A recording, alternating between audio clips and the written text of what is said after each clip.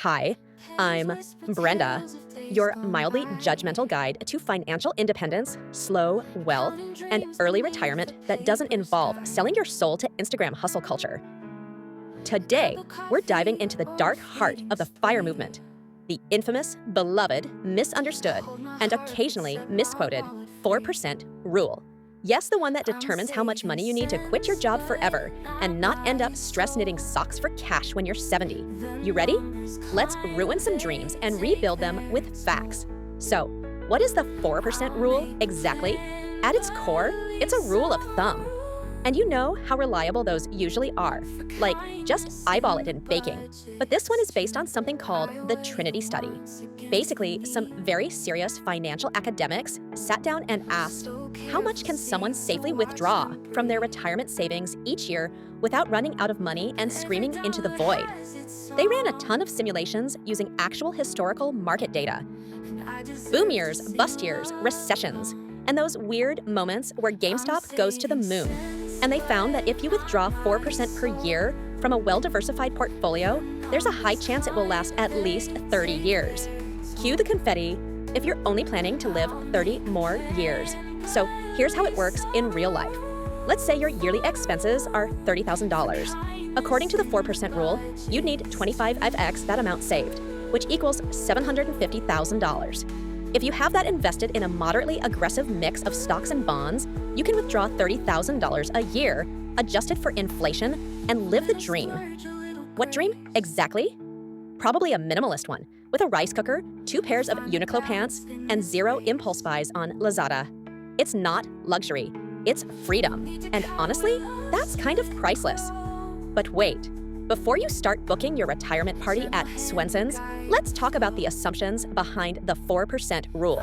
It assumes you're invested mostly in stocks and bonds, not hoarding cash or buying speculative NFTs, spending consistently, not suddenly deciding to lease a Tesla or raise 3 golden retrievers, retiring for 30 years, which is fine if you're 60. Less fine if you're 35 and planning to live until you're 95 on a diet of avocado toast and denial. And that's where things get spicy. Because early retirement, that means your money needs to last a lot longer, like double the time. The 4% rule might not be enough. So how do you adjust? You become what I like to call responsibly paranoid. That means planning with 3.5% or even 3% withdrawals, just to be safe. Having a backup plan, like part-time work or rental income. Building a buffer fund for the inevitable years where the market eats itself. Or, my personal favorite, treat FIRE as a spectrum. You don't have to go from 9 to 5 to 0 to nap. You can dial it down slowly. Go part-time. Do freelance. Sell your handmade kombucha cozies. The point is freedom, not perfection.